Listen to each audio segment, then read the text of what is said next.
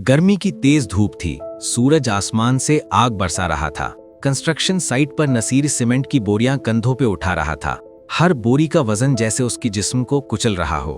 पसीना गिर गिर के जमीन गीला कर रहा था। हाथ जख्मों से भरे हुए, कंधों पर पुराने जख्मों के निशान, लेकिन दिल में सिर्फ एक सोच, घर का चूल्हा बुझा नहीं रहना चाहिए। साइट के चारों तरफ शोर था, मशीनरी की आवाज, लोगों की चीख पुकार और मिट्टी की खुशबू। लोग अपने कामों में मसरूफ। नसीर इस सब के बीच भी अपनी मेहनत पे ध्यान देता। हर बोरी उठाना उसके लिए सिर्फ काम नहीं, बल्कि घर की रोशनी का रास्ता था। रात को जब घर आता, एक तसला दाल और 2 रोटी उसका इंतजार करती। घर छोटा था, लेकिन उस छोटे घर में नसीर का चैन बसता था। छोटी छोटी बातें, बीवी की मुस्कान, बच्चों की हंसी, यही उसकी दुनिया थी। बीवी बोली, तुम पूरे दिन थक जाते हो नसीर, अल्लाह तुम्हारी मेहनत जाया नहीं करेगा, बस हिम्मत रखो। नसीर बोला, बस दुआ करो कि मेरे बच्चों का मुस्तकबिल बेहतर हो, मैं और कुछ नहीं चाहता।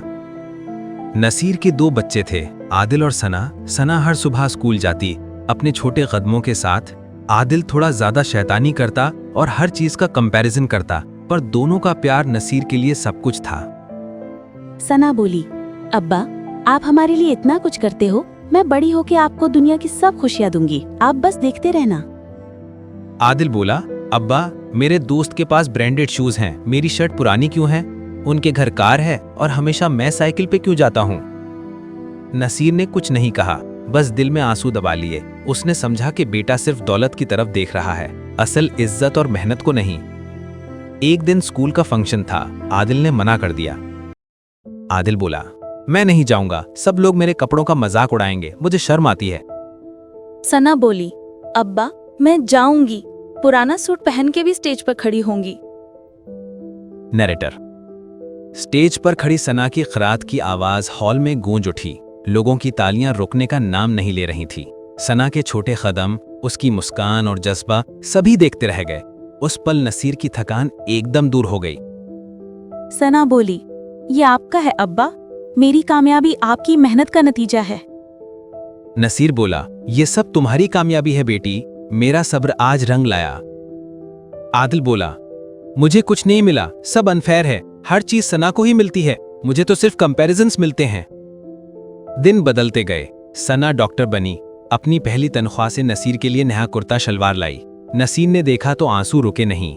बेटा आदिल धीरे धीरे समझने लगा कि असली दौलत मेहनत और इज्जत होती है, ना कि सिर्फ पैसा।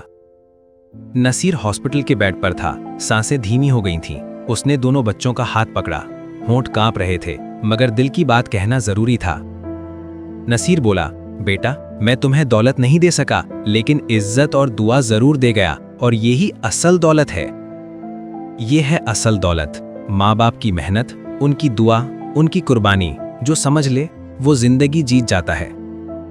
अगर कहानी दिल को छू गई हो तो सिर्फ देखो मत, सीखो भी। और हाँ, चैनल को सब्सक्राइब करो, बेल आइकन दबाओ, क्योंकि यहाँ हर कहानी एक नई सीख देती है।